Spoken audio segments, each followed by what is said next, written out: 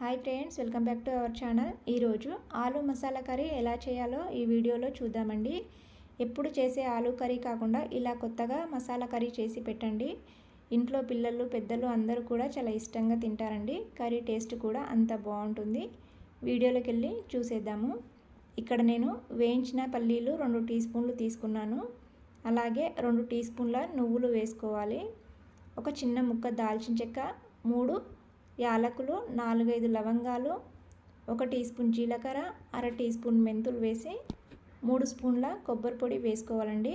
మీరు కొబ్బరి పొడికి బదులుగా కొబ్బరి కూడా వేసుకోవచ్చు. ఇప్పుడు దీన్ని కాస్త నీళ్లు వేసి మెత్తగా మిక్సీ పట్టాలి. ఈ విధంగా మిక్సీ పడితే సరిపోతుంది. దీన్ని పక్కన పెట్టేసుకుందాము. ఆలు తీసుకుందామండి. నేను అరకిలో ఆలుగడ్డలు తీసుకొని ముందుగానే ఉడికించి ఇలా పెద్ద ముక్కలుగా కట్ చేసి పెట్టుకున్నాను. ఇలా పెద్దగా కట్ చేసుకోవడం వలన కర్రీ చాలా బాగుంటుంది. చిన్నగా కట్ చేసుకుంటే మనం కలపడం వలన అవి మరీ చిన్నగా అయిపోతాయండి. ఇప్పుడు స్టవ్ పైన గిన్నె పెట్టి సరిపడా ఆయిల్ వేసుకోవాలి. ఆయిల్ వేడయ్యాక ఆవాలు, జీలకర్ర వేసి అవి కాస్త ఫ్రై అయిన తర్వాత సన్నగా కట్ చేసిన ఒక ఉల్లిపాయ, 4-5 పచ్చిమిర్చి వేసి ఫ్రై చేసుకోవాలి. అవి కాస్త ఫ్రై అయిన తర్వాత పసుపు, అల్లం పేస్ట్, కరివేపాకు వేసి ఫ్రై చేసుకోవాలండి. ఇది పచ్చివాసన పోయే వరకు ఫ్రై చేసుకోవాలి. ఇలా ఫ్రై అయిన తర్వాత ముందుగా మిక్సీ పట్టిన మసాలా పేస్ట్ వేసుకోవాలి. అలాగే కట్ చేసిన 2 టమాటాలను వేసి కలుపుకోవాలి. ఇలా అంతా బాగా కలిసేలా కలిపి మూత పెట్టి ఉడకనివ్వాలండి. మూత పెట్టడం వలన టమాటా త్వరగా మెత్తబడుతుంది.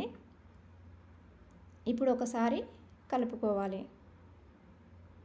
ఇలా కలిపిన తర్వాత 1.5 చెంచా కారం, రుచికి సరిపడా ఉప్పు, 1 చెంచా ధనియాల పొడి, 1 చెంచా గరం మసాలా వేసి కలుపుకోవాలి. ఇలా అంతా బాగా కలిసేలా కలిపి ముందుగా మిక్సీ పట్టిన మసాలా పేస్టులో కాస్త నీళ్లు వేసి వేసుకోవాలి.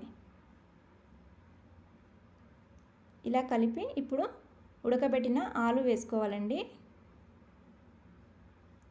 ఇది అంతా బాగా కలిసేలా కలపాలి. ఇలా కలిపిన తర్వాత 1.5 గ్లాస్ నీళ్లు వేసుకోవాలండి. మరి నీళ్ళు ఎక్కువగా వేసుకోకూడదు. 1 లేదా 1.5 గ్లాస్ అయితే సరిపోతుంది. ఈ విధంగా కలిపిన తర్వాత కాస్త పుదీనా వేసుకోవాలి. పుదీనా వేయడం వలన ఫ్లేవర్ చాలా అంటే చాలా బాగుంటుంది. మూత పెట్టి ఉడకనివ్వాలి. ఇది కాస్త ఉడికిన తర్వాత సన్నగా కట్ చేసిన కొత్తిమీర వేసుకోవాలి. కొత్తిమీర వేసి కలుపుకోవాలండి. ఈ విధంగా కలిపిన తర్వాత మూత పెట్టి 1 నిమిషం పాటు ఉడకనివ్వాలి. చూడండి, ఈ విధంగా ఉడికిన తర్వాత ఒక్కసారి కలుపుకొని స్టవ్ ఆఫ్ చేసేసుకోవాలి. ఇది ఒక 5 నిమిషాలు చల్లారాలండి. ఈ కర్రీ చల్లారిన తర్వాత మరి చిక్కబడి గ్రేవీ అంత దగ్గరగా అవుతుంది. అప్పుడే కర్రీ టేస్ట్ కూడా చాలా బాగుంటుందండి. ఈ కర్రీ రెడీ అయింది.